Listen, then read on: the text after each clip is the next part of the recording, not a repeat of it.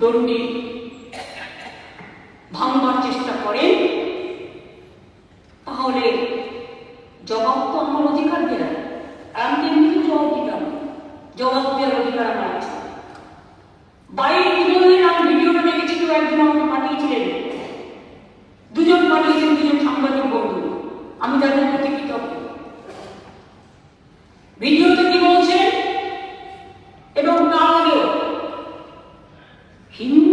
হিন্দু ধর্ম নিয়ে কথা বলতে গিয়েছিলেন বলে তাকে বহিষ্কার করা হয়েছে। বাবা, কবে থেকে উনি হিন্দু ধর্মের নেতা হয়ে গেলেন।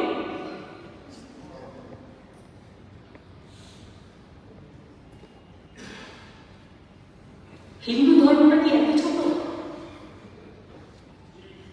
যে ধর্মের স্রষ্টা রামকৃষ্ণ স্বামী বিবেকানন্দ, যে ধর্মের স্রষ্টা আমাদের যুগে যুগে ভারতীয় শিক্ষা, বেদ বেদান্ত বেদাঙ্গ বিদ্যা স্থানে পটে বচ ঋক্সাম যজু অথর্ব, এত সস্তা আমাদের তপন মুনি ঋষিরা, যারা সিদ্ধান্ত বৃষ্টি অমৃতস্য পুত্র বলেছিলেন, পুত্রা বলেছিলেন, মানব জাতিকে অমৃতের পুত্র বলে সম্বোধন করেছিলেন, সেই হিন্দু ধর্মকে এই হিন্দু ধর্মের থেকে আলাদা? আমি কখনো আমার ধর্ম নিয়ে কথা বলি না, কাস্ট নিয়ে কথা বলি না, ক্রিড নিয়ে কথা বলি না, কমিউনিটি নিয়ে কথা বলি না। আমার একটা কবিতা আছে যে পদবিটা না থাকলেই ভালো হতো। কিন্তু জেনে রাখুন, যিনি হিন্দু ধর্মের কথা বলছেন, আমিও কিন্তু ব্রাহ্মণ পরিবারের মেয়ে। আপনাকে আজকে বলছি, আমার বাবা একজন স্বাধীনতা সংগ্রামী ছিলেন, তার কাছ থেকে চণ্ডীপাঠ আমার শেখা, এবং তাকে এলাকায় সবাই পণ্ডিত বাবু বলে চিনতেন। মারা গেছেন মাত্র 40-42 বছর বয়সে, তখন আমার ছোট। তার মধ্যেই যা শিক্ষা পেয়েছিলাম সবাইকে ভালোবাসার শিক্ষা।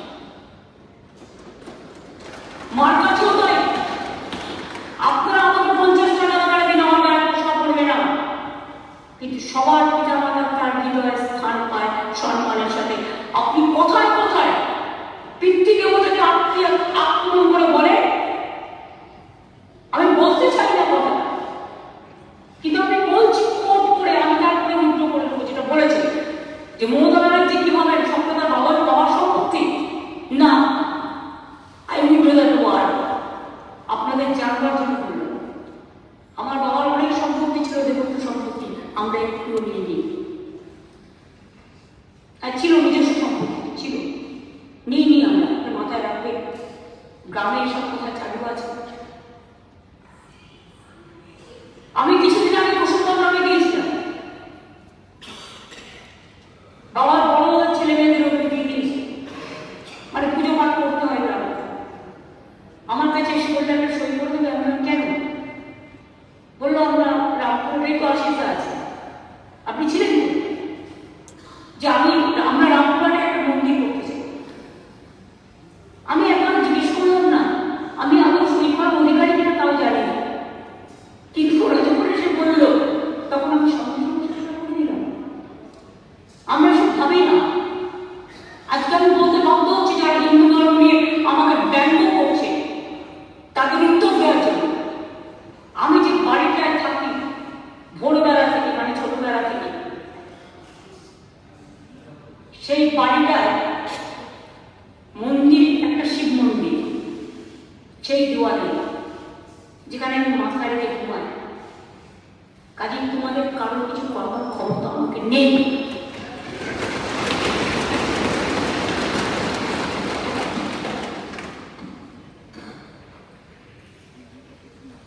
কি বললেন? হিন্দু ধর্ম নিয়ে বলতে গেছিলেন। হিন্দু ধর্মটা কি? নাকি সরস্বতী পুজো করতে দেওয়া হয় না বাংলায়? সব বাড়িতে বাড়িতে পুজো হয়েছে, সব স্কুলে পুজো হয়েছে, সব কলেজে পুজো হয়েছে, সব ক্লাবে পুজো হয়েছে, সব পাড়ায় পুজো হয়েছে। অন্তত 2 কোটি পরিবার যদি ধরে নেন, মানে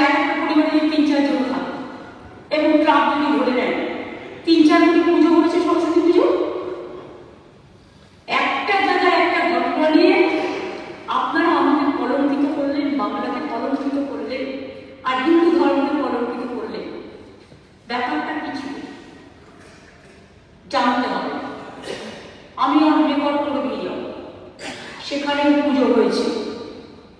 আর আমি যোগেশচন্দ্র চৌধুরী কলেজে ডিগ্রি কলেজের স্টুডেন্ট ছিলাম না, আমি যোগমানবী কলেজের স্টুডেন্ট ছিলাম, আমি যোগেশচন্দ্র চৌধুরী কলেজের ল কলেজে পড়ি।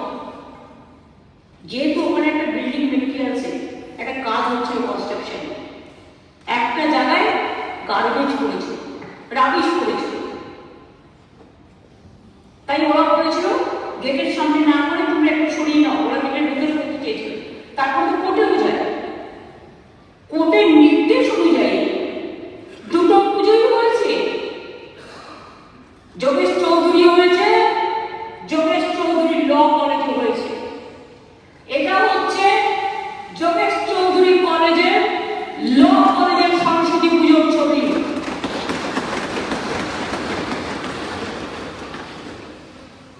আর এটা হচ্ছে যোগেশচন্দ্র চৌধুরী কলেজের ছবি সরস্বতী পুজো। আমি এভিডেন্স দিয়ে প্রমাণ করে দিলাম এবং অন রেকর্ড আমি এই দুটো স্পিকারের কাছে হাউসে আমি করতে চাই। এত মিথ্যে, এত কুৎসা। आगे तो बोलते दिल्ली में तरह से ममता जी तो सरस्वती पूजा भी नहीं करने देता, दुर्गा पूजा भी नहीं करने देता। কত লক্ষ্মী পুজো হয়, কত গণেশ পুজো হয়, কত ভোলে বাবা হয়, কত সর্বধর্মের হয়। আমাকে বলেছে আমি হিন্দু ধর্মকে তাচ্ছিল্য করি আর আমি মুসলিম লীগ করি। আমাকে এই জীবনে এসেও শুনতে হবে এত সংগ্রাম করার পর যে জম্মু কাশ্মীরের টেরোরিস্টদের সাথে আমার সম্পর্ক আর বাংলাদেশের সাথে টেরোরিস্টদের সাথে আমার সম্পর্ক, এ কথা আপনি বলতে পারেন কিনা? আর যদি আমি টেরোরিস্ট হই প্রধানমন্ত্রী আমাকে জানাবেন।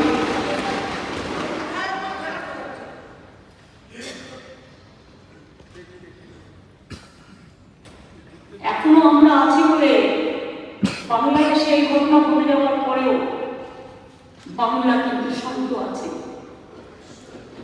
এটা কিন্তু সর্বধর্মের মানুষের দান, সর্ববর্ণের মানুষের দান, সর্বজাতির মানুষের দান। এটা কিন্তু মনে রাখবেন। আপনারা তো বর্ডারে গিয়ে উস্কেছিলেন, বাংলায় উস্কেছিলেন, ভুলে গেছিলেন বাংলাটা দেশের মধ্যে, বাংলাটা দেশের বাইরে নয়। বেঙ্গল নেপাল বর্ডার আছে, বেঙ্গল ইজ দ্য কি স্টেট, সবচেয়ে গুরুত্বপূর্ণ স্টেট সারা ভারতবর্ষে। মনে রাখবেন বাংলার বর্ডার নেপাল, বাংলার বর্ডার ভুটান, বাংলার বর্ডার পাকিস্তান, বাংলাদেশের পরে বাংলাদেশ, বাংলাদেশের পাশে পাকিস্তান, মায়ানমার, ওদিকে ভারতবর্ষের বর্ডার শ্রীলঙ্কা। কিন্তু আমাদের এখান থেকে মাত্র 3 ঘন্টায় সিঙ্গাপুর এবং ব্যাংকক মাত্র 2.5 ঘন্টায়। মনে রাখবেন Bengal is the gateway of north eastern region, Bengal is the gateway of Sikkim. মনে রাখবেন বাংলার রাজ্যটা রাজনৈতিক কারণে, ঐতিহাসিক কারণে, আভ্যন্তরীণ নিরাপত্তার কারণে এবং ইন্টারনাল অ্যান্ড এক্সটার্নাল নিরাপত্তার কারণে মনে রাখবেন আমরা আছি বলে বাংলা কখনো কোনো কিছু কোয়েশ্চেন করে না দেশের কোনো ব্যাপারে। আমিও তো কোয়েশ্চেন করতে পারি, যারা এলো তাদের শিকড় বেঁধে নিয়ে আসা হলো কেন? কি উত্তর আপনাদের? বলে দিচ্ছেন ওটা ওদের প্রোটোকল। মাননীয় প্রধানমন্ত্রী আপনাকে সম্মান জানিয়ে বলছি, আপনি যেদিন প্রেজেন্ট ছিলেন সেদিনও কিন্তু তাদের নিয়ে আসা হয়েছে এইভাবে। তা প্রোটোকল তো এক একটা দেশের এক এক রকম হয় না, মানবিকতা তো সবার মধ্যে। কিন্তু আপনি কি একবার প্রতিবাদ করেছিলেন? মিস্টার জয়রাম রমেশ তারা কিন্তু বাংলার লোক নয়, তারা কিন্তু গুজরাটের লোক, মহারাষ্ট্রের লোক, পাঞ্জাবের লোক,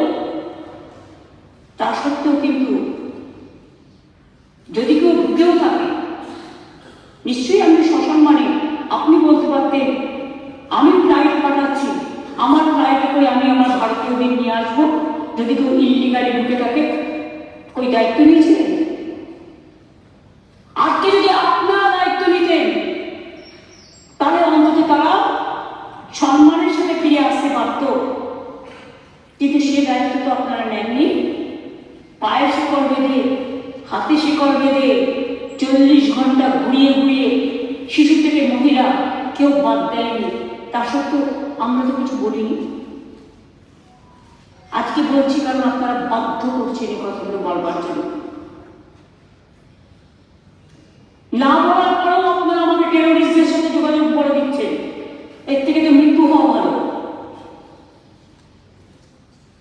এই দেশটা আমাদের সবার দেশ। আমি মনে করি আমার ব্যক্তি অধিকার থেকেও আমার দেশের অধিকার অনেক বেশি।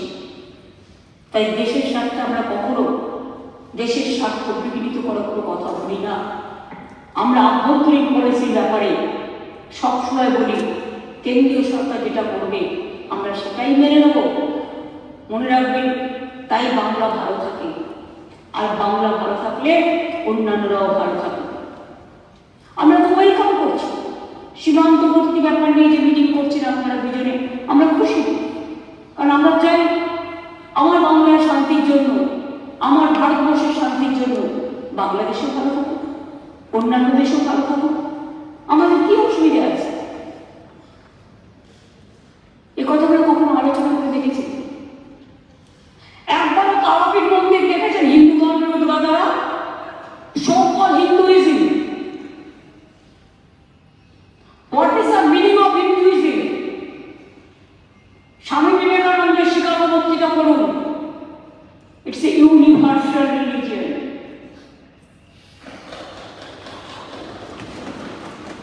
যখন স্বামী বিবেকানন্দের বাড়িতে দখল হয়ে যাচ্ছিল রাত্রির বেলায়, তখন কোথায় ছিলেন?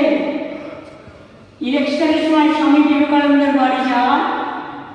আর স্বামী বিবেকানন্দের জন্মস্থান যখন মাল্টিস্টোর বিল্ডিং করবার জন্য কেউ কিনে নিচ্ছিল, এখন বেঁচে নেই ডক্টর সুব্রত মৈত্র, তিনি তার আগের দিন রাত্রির বেলায়, রাতেই দখল হয়ে যেত, রাত 12টায় ফোন করলেন, মমতার একটা সিরিয়াস খবর আছে। আমরা কি?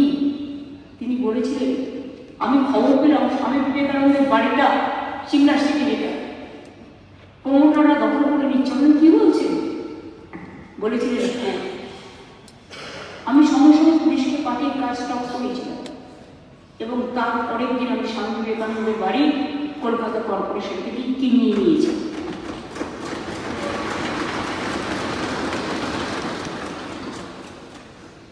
সিস্টার নিবেদিতা কলকাতায় তার একটা বাড়ি ছিল, সেই বাড়িটাও আমি নিজে দুবার করে দিয়ে আমাদের টাকা দিয়ে কিনে তারপরে তাদের হস্তান্তর করি। দার্জিলিংয়ে সিস্টার নিবেদিতা মারা গিয়েছিলেন যে বাড়িতে, সেই বাড়িটা বিমান বন্ধুরা নিয়ে নিয়েছিল। আমি একবার শান্তনু মহারাজ বেলুড় থেকে আমার সাথে গেলেন এবং আমাদের সাথে ডিএনএস থেকে শুরু করে বিমান বন্ধুকেও ডাকলাম, তখন সে জিটিএর চেয়ারম্যান ছিল। আমি বললাম এই বাড়িটা ফেরত দিতে হবে। উনি বললেন না, দিতে পারবো না। আমি বললাম আমি যদি পাল্টা একটা বাড়ি দিই, এই বাড়ি একেবারে স্টাইলে এবং যতটা জায়গা আছে ততটা, তাহলে তুমি দেবে কি দেবে না?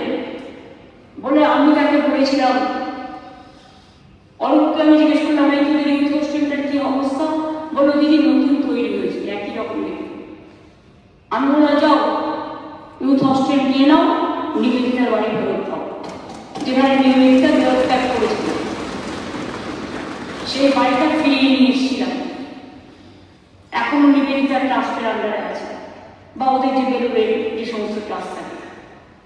বাগবাজারে মায়ের বাড়ি, তারা ঢুকতে পারছিল না। কতবার মায়েরা রিকোয়েস্ট করেছে, সেটাও ক্লিয়ার করে দিয়েছে। যেখানে ওখানে অনেক মানুষ বাস করতেন তাদের জন্য আলাদা করে বাড়ি তৈরি করে দেওয়া হয়েছে। এটা কোন ধর্মের? উত্তর আছে কমরেডরা। তারাপীঠের মন্দির ভোগঘর থেকে শুরু করে, তারাপীঠ ডেভেলপমেন্ট কমিটি থেকে শুরু করে, মায়ের মন্দিরের সম্পূর্ণটা, রাস্তাটা, গেটটা কে করেছিলেন? আপনার। এটা আমরা করেছিলাম। আশিস দাসী ডেভেলপমেন্ট অথরিটির চেয়ারম্যান। দক্ষিণেশ্বর স্কাইওয়াক কতবার পড়ে গেছে, কতবার গন্ডগোল হয়েছে। আমি নিজে 3 বার ইন্টারফেয়ার করে মিটিং করে তারপরে দক্ষিণেশ্বরের ভবতারিণী মায়ের সম্মানার্থে স্কাইওয়াক আমরা করে দিয়েছি। কঙ্কালিকা সতীপীঠ বীরভূমে কারা করেছিল? আমরা, আমাদের সরকার। ফুল্লরা মায়ের মন্দির উন্নয়ন কারা করেছিল? আমাদের সরকার। তারকনাথের মন্দির ভোলে বাবা পার লাগাও, ত্রিশূলধারী শক্তি জাগাও কারা করেছিল? আমরা। দুর্গেশ্বর মন্দির পুড়ে গেছিল কারা করেছিল? আমরা। মদন মোহন মন্দির দেখাশোনা কারা করেন? কুচবিহারে আমরা। শিবযোগ মন্দির আমরা উন্নয়ন করে দিয়েছি। মদন মোহন মন্দিরও গেস্ট হাউস থেকে শুরু করে সব করে দেওয়া হয়েছে। কালীঘাটে স্কাইওয়াক হচ্ছে কারা করছে? আমাদের সরকার। কোনদিন ভেবেছিলেন করা উচিত? গঙ্গাসাগর নালা 1 পয়সাও দেন না, যেটা ইনকাম হয় সেটাও নিয়ে চলে যায় ইউপিতে। কত মানুষ যায়? লক্ষ লক্ষ মানুষ যায়, 1 কোটি 1.5 কোটি মানুষ যায়। জলে করে পার করতে হয়, কত শক্ত, কত টাফ। এক একটা মানুষ জলে জলে পার হয়। কতদিন বলেছিলাম একটা গঙ্গাসাগর সেতু করে দাও, বলতে বলতে আমার মুখ শুকিয়ে গেছে। কোন বিরোধী দলের নেতারা, হিন্দু ধর্মের পথপ্রদর্শক একবার বলেছিলেন কেন্দ্রীয় সরকারকে গঙ্গাসাগর সেতুটা করা উচিত গঙ্গাসাগরের স্বার্থে? না, করেননি। আমরা সেতুটা করছি। এই বাজেটেও তার জন্য 500 কোটি টাকা রাখা হয়েছে এবং 4 লেন রাস্তা সহ সেতু হচ্ছে, যেটা 1,500 কোটি টাকা খরচা হবে, ডিপিআর হয়ে গেছে। জগন্নাথ ধাম কি বললেন বাবু? যে বাবু বকবক করতে ভালোবাসেন, বকবক বাবু কি বললেন? বললেন যেদিন ওটা হবে আমি সেদিন সব ঘেরাও করে বসে থাকবো। তার মানে আপনি চান না দীঘা একটা হিন্দু ধর্মের অন্যতম পীঠস্থান জগন্নাথ ধাম হোক? খুব রাগ হচ্ছে, খুব জ্বালা হচ্ছে, খুব হিংসে হচ্ছে, কচুটি পানা হচ্ছে। কচু পাতা পাওয়া যায়, কচুরি পানায় যান পেয়ে যাবেন। সেগুলো দিয়ে, আমি বিচুটি বলছি না, কচুরি পানা। কুচুটি ওটা বিচুটি না, বিচুটি আমি বলছি না। কচুরি পানা আমাদের গ্রামের সম্পদ, তাই দিয়ে এখন অনেক কাজ হয়। সেগুলো ভালো করে মেখে একদম সেটা দিয়ে বস্তা করুন, দরকার হলে কালার করে নিন কচুরি পানায়।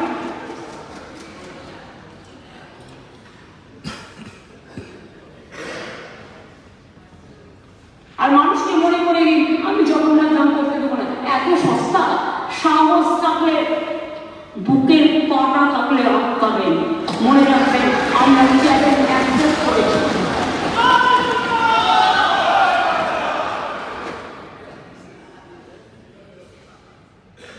আমি মুসলিম লীগ। বাংলায় কত % মুসলিম থাকে?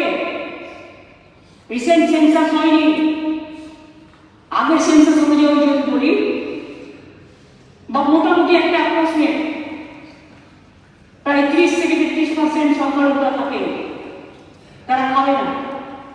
তারা পড়বে না, তারা স্কুলে যাবে না, তারা শিক্ষা নেবে না, তাদের এক ঘরে করে দিতে হবে, তাদের মারতে হবে, তাদের খুন করতে হবে। আর আমি যদি বলি আমার 5টা আঙুলে হিন্দু, বৌদ্ধ শিখ, জৈন, পারসিক, মুসলমান, খ্রিস্টানি, সেটা অন্যায়?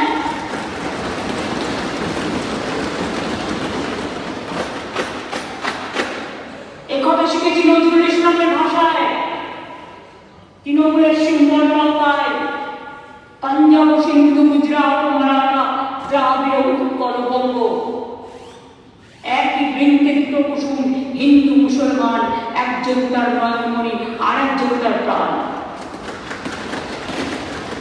আমাকে মুসলিম লীগ বলছে, আপনারা তো মুসলিম লীগের সাহায্য নেন ইলেকশনের সময়, তৃণমূলকে হারানোর জন্য, অন্য পার্টিকে হারানোর জন্য কত সাহায্য নেন? বেলুনটা ফাঁস করবো না গ্যাস বেলুনের গ্যাসটা ফাটিয়ে দিয়ে প্রমাণ করবো কোনটা সঠিক আর কোনটা বেঠিক? কাউ কিছু বলার আগে মনে রাখবেন, বাজে কথা বললে জনগণই থতামুখ ভোতা করে দেবে, আমাদের করতে হবে না। এত যে অশ্লীল কথা বলছেন একটা ধর্মের নামে, এত উৎসব করছেন, একটা অপপ্রচার করছেন, একদিন তারা যদি একটা আন্দোলনের ডাক দেয়, আপনি নিজেকে সামলে রাখতে পারবেন তো? আমি সবাইকে নিয়ে শান্তিতে চলি।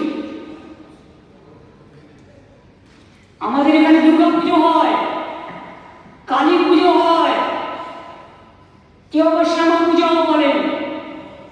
এই তো কদিন বাদে শিবরাত্রি আছে, তারপরে দোল আছে, কদিন আগে শবে বরাত চলে গেল, তথ্যও জানে না, বললো আমি মুসলিম লীগ তাই শবে বরাতের ছুটিতে, শবে বরাতের 2 দিন ছুটি দিয়েছি। I challenge this. এবং ওরা আমাকে ফেস করতে পারে না বলে আমি বলার সময় থাকি না।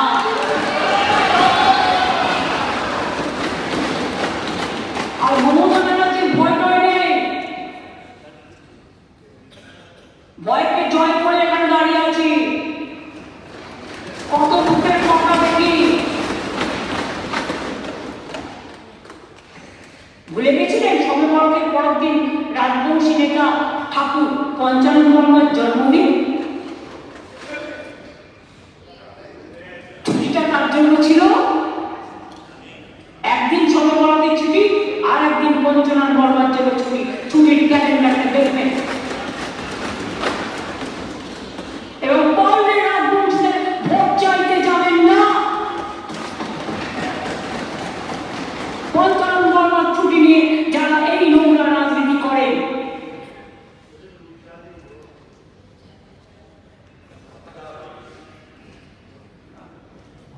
কি খারাপ হয়েছে সেটা আমি জানি না, সেটা বুঝবে পরের ইলেকশন। সুতরাং পুজো পালন আমাকে শিখিয়ে লাভ নেই। মহাকুম্ভ আমি নাইবা বললাম, ওটা এখন মৃত্যু কুম্ভ হয়ে গেছে। মৃত্যু কুম্ভের মতো আমি মহাকুম্ভকে সম্মান করি, আমি শ্রদ্ধা জানাই, পবিত্র গঙ্গা মাকে আমি সম্মান করি। কিন্তু প্ল্যানিং না করে এত হাইট তুলে এত লোকের মৃত্যু বললেন 30 জন, কথাটা কি সঠিক? কত ডেড বডি ভাসিয়ে দিয়েছেন নদীতে? কত হাজার হাজার। আটবার আগুন লেগেছে। বড় লোক আর ভিআইপিদের জন্য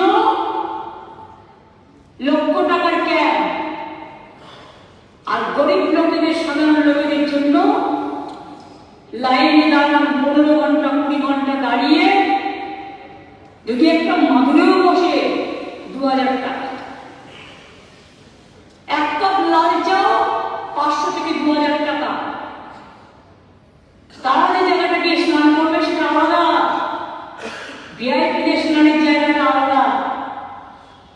সেই জলটা আপনারা দূষিত করেছেন, বিষাক্ত করেছেন মহাকুম্ভের পবিত্র জায়গাটা।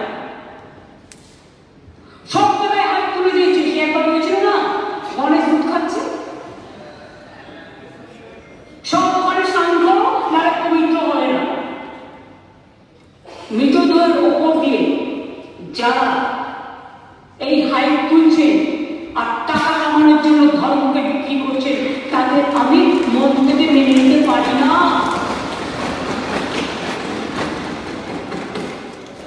একটা বড় অনুষ্ঠানের স্ট্যাম্পেড হতেই পারে, কিন্তু তার জন্য প্ল্যানিং করতে হবে। কি প্ল্যানিং করেছিলেন আপনারা? মহাকুম্ভ শুরু হওয়ার দিন পর্যন্ত কোনো প্ল্যানিং হয়নি। ইভেন এখন আমি দেখছি আসানসোল থেকে শুরু করে বিহারের লোকেরা ঘুরছেন, আসানসোলের লোকেরা ঘুরছেন, বিভিন্ন জায়গার লোকেরা ঘুরছেন, আর বলছেন জনসব বিরাট পয়সা করে দেবো, ফ্রিতে ট্রেন দিচ্ছে। আপনি আগে দেখুন আপনার ক্যাপাসিটি আছে কিনা, কত লোক যেতে পারে, কত লোক একটা ট্রেনে যেতে পারে। আমরা তো ট্রেন ভাড়া করে 100 দিনের কাজে টাকা যখন পাচ্ছিল না, জব কার্ড হোল্ডাররা, গরিব মানুষগুলো টাকা বুক করে, টাকা দিয়ে ট্রেন বুক করা হয়েছিল। করা যায়? আমি মিনিস্টার ছিলাম, আমি চ্যালেঞ্জ করে বলছি, আপনারা টাকা নিয়েও পরে টাকা ফেরত দিয়ে বললেন দেওয়া যাবে না, তাহলে ফ্রি ট্রেন কাকে দিচ্ছেন? সাফরন কাওয়া।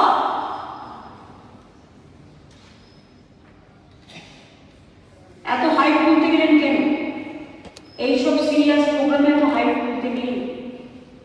ফার্স্ট দেখতে হয় ক্যাপাসিটি আছে কিনা, প্ল্যানিংটা ভালো করে করতে হয়।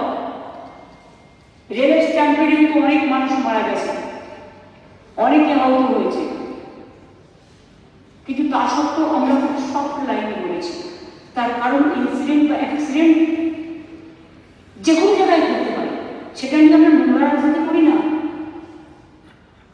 কেম নিয়ে কাজ করতে গিয়ে কেম নিয়ে 3টে শ্রমিক চামড়া কুটিতে মানে লেদার হাবের ওখানে মারা গেল, যার জন্য লেদার হাবের কালকে মিটিং করা হয়েছে সিরিয়াস অ্যাকশন নেওয়ার জন্য। তাদের তো দোষ ছিল।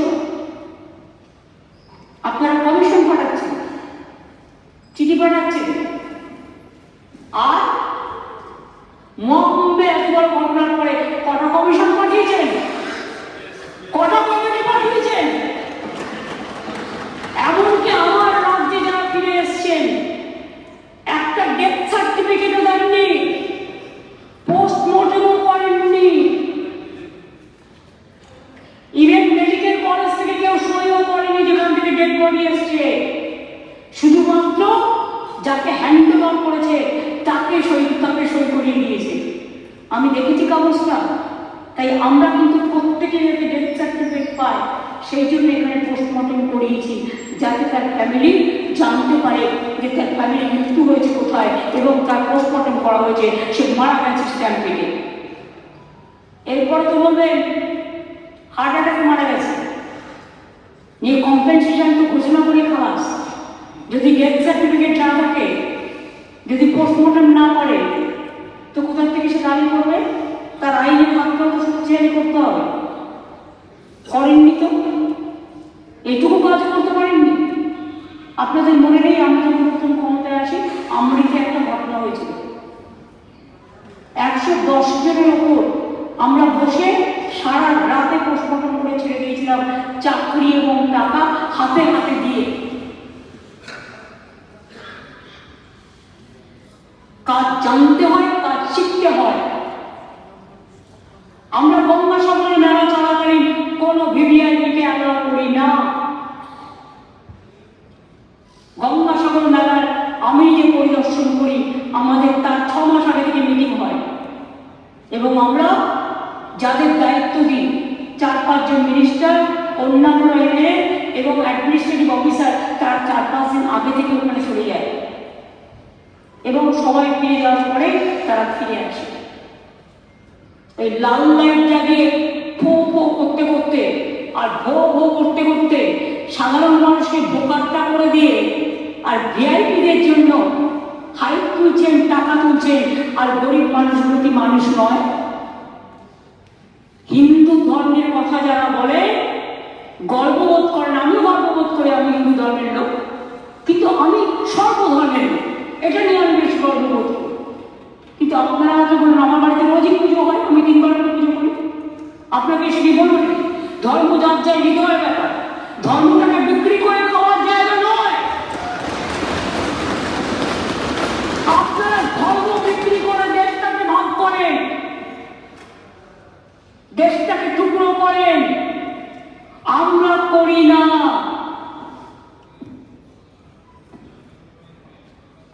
আমাদের এখানে স্বাধীনতা আছে, গণতন্ত্র আছে, তাই এই কথাগুলো বলতে পারছেন, আদারওয়াইজ বলতে পারতেন না। যে স্বাধীনতা আপনারা এখানে পান, সেই স্বাধীনতা কোথাও গেলে পাবেন না। যার ডাবলে নীল সরকার টিপে নীল সরকার দেখে আসুন, মানুষ মরে গেলে চেপে দিচ্ছে, ধর্ষণ হলে এফআইআর নিচ্ছে না, আর্যিকরের মেয়েটি খুন হয়ে গেল, ফাঁসি হলো না, বলছে আমরা মৃত্যুদণ্ড চাই না, তুমি চাও?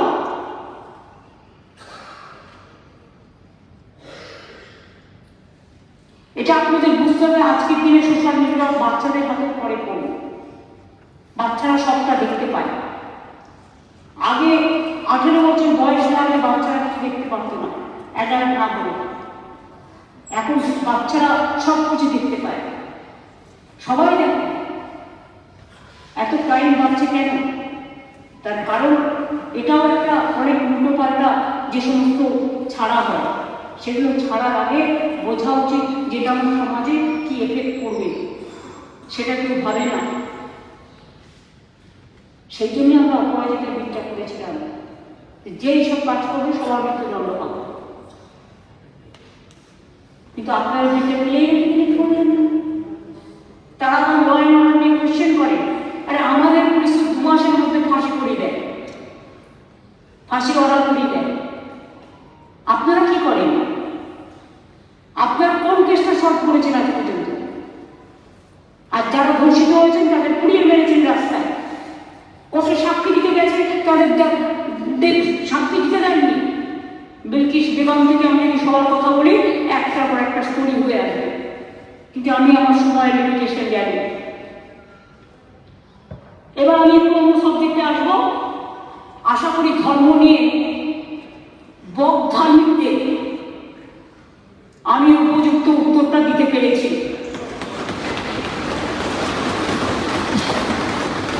এরপরেও বকধার্মিকরা যদি বক বক করে ধর্ম বিক্রি করে খান, মনে রাখবেন সাধারণ মানুষ লক্ষ্য করছে, ধর্ম আমরা সবাই ভালোবাসি, যার যার ধর্ম আপনার, উৎসব কিন্তু সবার। আমরা দুর্গা পুজো করি শান্তিতে, কালী পুজো করি শান্তিতে, সরস্বতী পুজো করি শান্তিতে, ঈদ করি শান্তিতে, আমরা বড়দিন করি শান্তিতে,